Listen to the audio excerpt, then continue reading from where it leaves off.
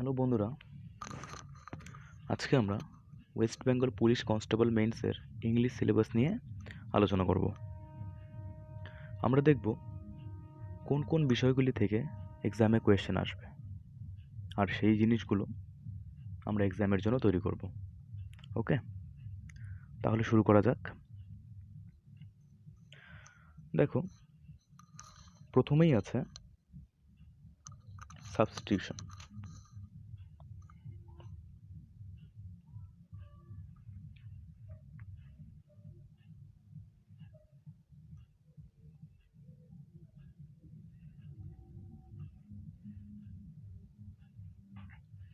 অর্থাৎ one word substitution. ওকে,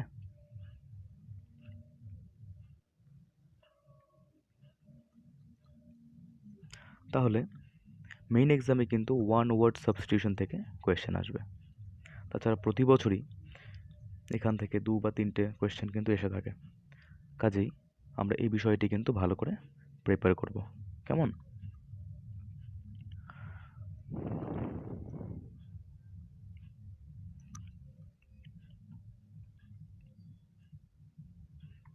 তারপর দেখো, সেকেন্ডে আছে সিনোনিমস। সিনোনিমস অর্থাৎ সমার্থক শব্দ। অর্থাৎ কোনো একটা ওয়ার্ড দেওয়া থাকবে এবং তার সমার্থক শব্দগুলি সেগুলো অপশনে দেওয়া থাকবে। তো সেখান থেকে সবচেয়ে কাছাকাছি যে ওয়ার্ডটা সেই ওয়ার্ডের সাথে ম্যাচ করবে সেই ওয়ার্ডটা কিন্তু আমাদের লিখতে হবে। ঠিক আছে? যেমন সিনোনিম কী প্রকারের হয় যদি আমি বলি, যেমন হার্ড ওয়ার্ক, মানে যারা কঠোর পরিশ্রম করে, হার্ড ওয়ার্কার। তো হার্ড ওয়ার্কার এর সমার্থক শব্দ কী হতে পারে? দেখো, হার্ড ওয়ার্কারের সমার্থক শব্দ হতে পারে ডিলিজেন্ট, ইন্ডাস্ট্রিয়াস। তো অপশানে এরকম দেওয়া থাকবে। তো কাছাকাছি যে মানেটা দিয়ে থাকা ওয়ার্ডটাকে প্রকাশ করে, তো সেই ওয়ার্ডটাই আমাদের বেছে নিতে হবে। কেমন? তারপর দেখো,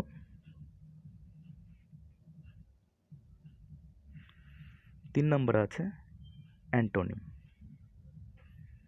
অ্যান্টোনিম অর্থাৎ বিপরীতার্থক শব্দ। অর্থাৎ যে ওয়ার্ডটা দেওয়া থাকবে অপশন থেকে আমাদের তার বিপরীত ওয়ার্ডটাকে চুজ করতে হবে। ঠিক আছে? তারপর দেখো, 4 নম্বরে দেওয়া আছে সেন্টেন্স কমপ্লিশন। অর্থাৎ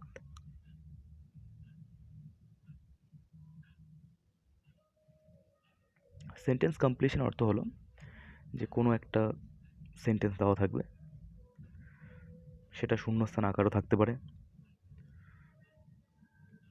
তো সেই ব্ল্যাঙ্কটাকে আমাদের ফিল করতে হবে দিয়ে থাকা সেই অপশনগুলো থেকে। এটা ধরো এইভাবে আসে অনেক সময় যে আর্টিকেল প্রিপোজিশন দিয়ে আসে, আর্টিকেল দিয়ে ফিল করতে হয়, অথবা প্রিপোজিশন বসিয়ে ফিল করতে হয়। তো এরকম দেওয়া থাকবে এবং আমাদের বাকিটা অপশন থেকে নিয়ে সেই ব্ল্যাঙ্ক জায়গাটিকে ফিল করতে হবে। তো এটাই হচ্ছে সেন্টেন্স কমপ্লিশন। 5 নম্বরে দেখো দেওয়া আছে প্রিপোজিশনস।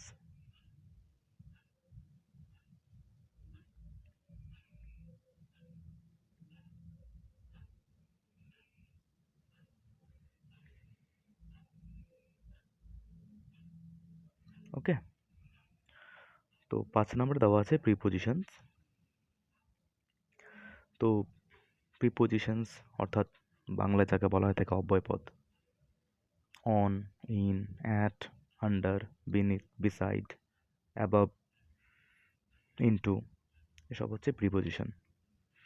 তো পরীক্ষাতে কিন্তু আমাদের প্রিপোজিশন থেকে কোয়েশ্চেন আসেই এবং প্রতিবারই কোয়েশ্চেন আসে। তো এই জিনিসটাকেও আমাদের ভালোভাবে শিখতে হবে। কেমন?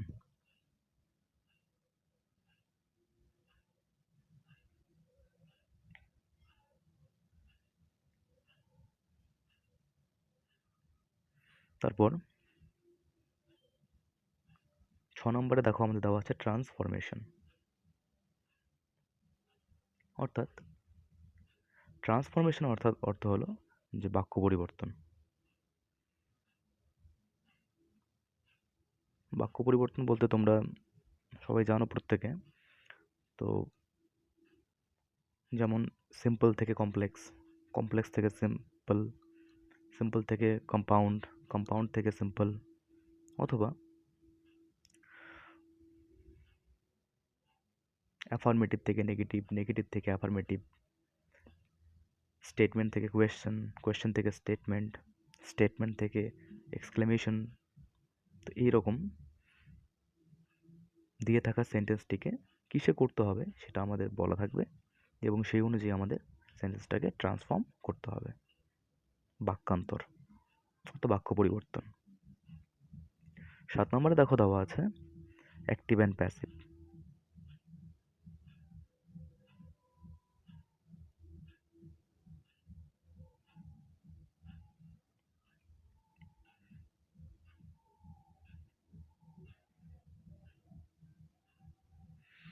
অ্যাক্টিভ অ্যান্ড প্যাসিভ ভয়েস এই নিয়ে আমি ভিডিও আগে তৈরি করেছি, মাঝখানে তৈরি করতে পারিনি সময় না হওয়ার জন্য। তো ভবিষ্যতে আমি আবার তৈরি করব সেই অ্যাক্টিভ অ্যান্ড প্যাসিভ ভয়েস নিয়ে। তো পরীক্ষাতে কিন্তু আমাদের অ্যাক্টিভ অ্যান্ড প্যাসিভ ভয়েস থাকছে, ঠিক আছে? তো এই অ্যাক্টিভ থেকে প্যাসিভ, কিংবা অনেক সময় প্যাসিভে দেওয়া থাকে কোয়েশ্চেনে, আমাদের অ্যাক্টিভে নিয়ে আসতে হয়। তো এরকম অ্যাক্টিভ অ্যান্ড প্যাসিভ ভয়েস কিন্তু আমাদের এক্সামে থাকছে। 8 নম্বরে দেখো দেওয়া হচ্ছে স্পটিং এরার। স্পটিং এরার মানে কি?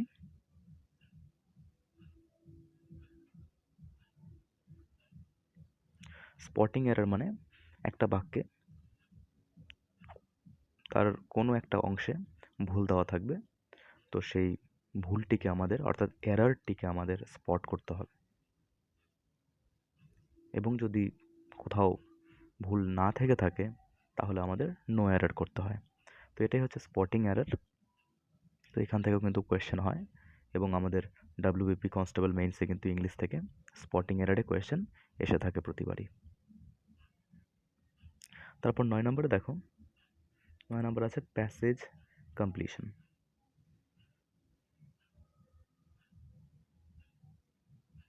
ওকে, তো প্যাসেজ কমপ্লিশন থেকে আমাদের কোয়েশ্চেন এসে থাকে।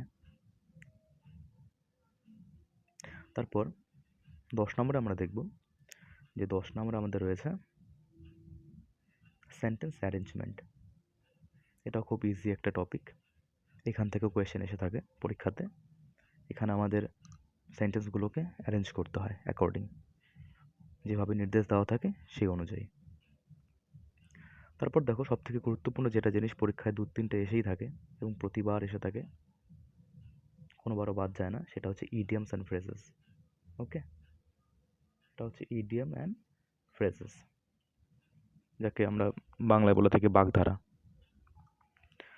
তো ইডিয়ামস অ্যান্ড ফ্রেজেস এটা কিন্তু খুব ভালো করে তৈরি করতে হবে। এখান থেকে এক্সামে কিন্তু কোয়েশ্চেন অবশ্যই এসে থাকে এবং এবারও আসবে।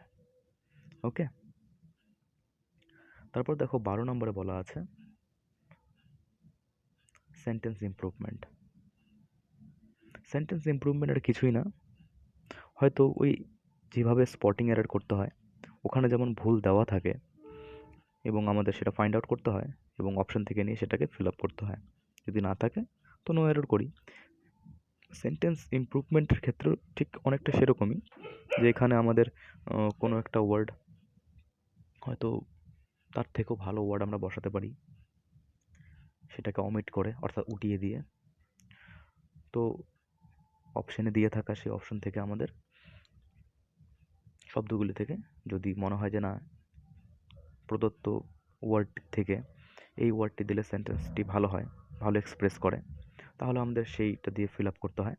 এবং যদি দেখি যে না সেন্টেন্সটি ঠিকই আছে, কোনো রকম কারেকশনের প্রয়োজন নেই, তাহলে আমরা লিখে থাকি নো ইমপ্রুভমেন্ট, সেটা অপশানে দিয়ে দেওয়া থাকে। ওকে,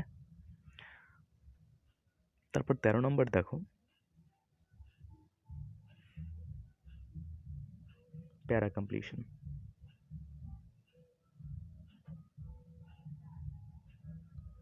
এটা প্যারা কমপ্লিশন বলতে প্যারাগ্রাফ কমপ্লিশন, এখান থেকে কোয়েশ্চেন এসে থাকে মোটামুটি।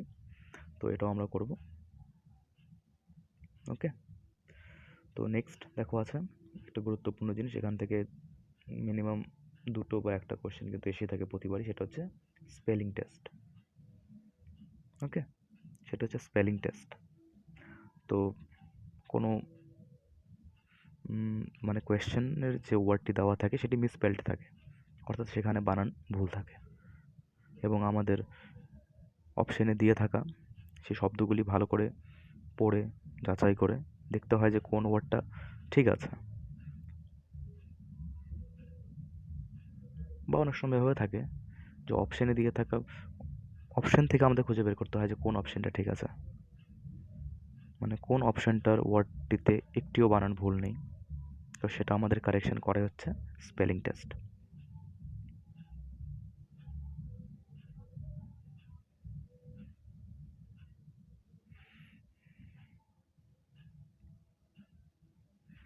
তারপর দেখো 15 নম্বরে আছে জয়েনিং সেন্টেন্স। জয়েনিং সেন্টেন্স মানে কি, দুটো সেন্টেন্স দেওয়া থাকবে, সেই সেন্টেন্সগুলোকে আমাদের উপযুক্ত কনজাংশন দিয়ে জয়েন করতে হয়। অনেক সময় সেটা সিম্পল করে জয়েন করতে হয়, যদি প্রশ্নটা কম্পাউন্ড কিংবা কমপ্লেক্সে টুকরো টুকরো করে দুটো ক্লজ কিংবা দুটো ফ্রেজে দেওয়া থাকে, তো সেটা ভেঙে আমাদের করতে হয়, দুটোকে আলাদা দুটো সেন্টেন্সকে এক করতে হয়। জয়েনিং করার সময় বেশিরভাগ ক্ষেত্রে সিম্পলই করতে হয়, সিম্পল করেই সেটাকে জয়েনিং করতে হয়। তো এটা কিন্তু আমাদের তৈরি করতে হবে, ঠিক আছে। তারপর 16 নম্বরে দেখো দেওয়া আছে ফিল ইন দ্য ব্ল্যাঙ্কস।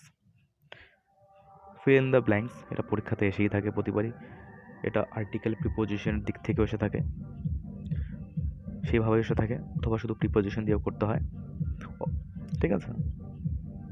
তো একটা সেন্টেন্স দেওয়া থাকবে এবং অপশানে দেওয়া প্রযুক্ত শব্দ থেকে আমাদের ব্ল্যাঙ্কটাকে ফিল আপ করতে হয়, সেটা হচ্ছে ফিল ইন দ্য ব্ল্যাঙ্কস। তারপর 17 নম্বর দেখো দেওয়া আছে এরর কারেকশন।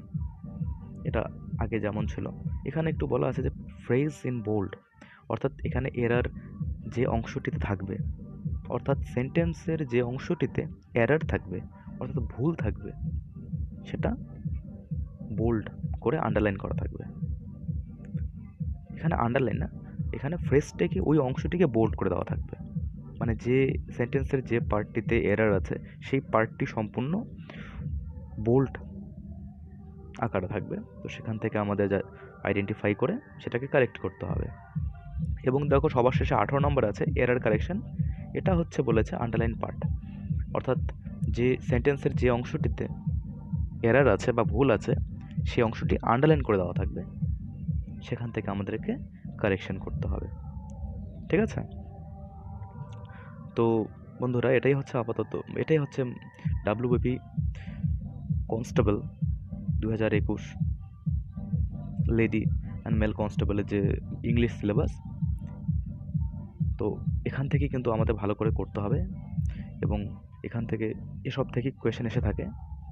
তো তার মধ্যে যেগুলো সবচেয়ে বেশি ইম্পর্টেন্ট সেগুলো আমি আরও বলে দিই, যেমন one word substitution, synonym, antonym, preposition, transformation of sentence, active and passive voice, spotting error, idiom and phrase, আর স্পেলিং টেস্ট। এগুলো থেকে কিন্তু কোয়েশ্চেন আসবেই এবং প্রতিবারই এসে থাকে। তো ঠিক আছে, তো এই জিনিসগুলো কিন্তু আমাদেরকে ভালো করে করতে হবে। তো আজকের ভিডিও আমি এখানেই শেষ করছি, পরবর্তী ভিডিও আমি খুব তাড়াতাড়ি আপলোড করে দেব। ধন্যবাদ।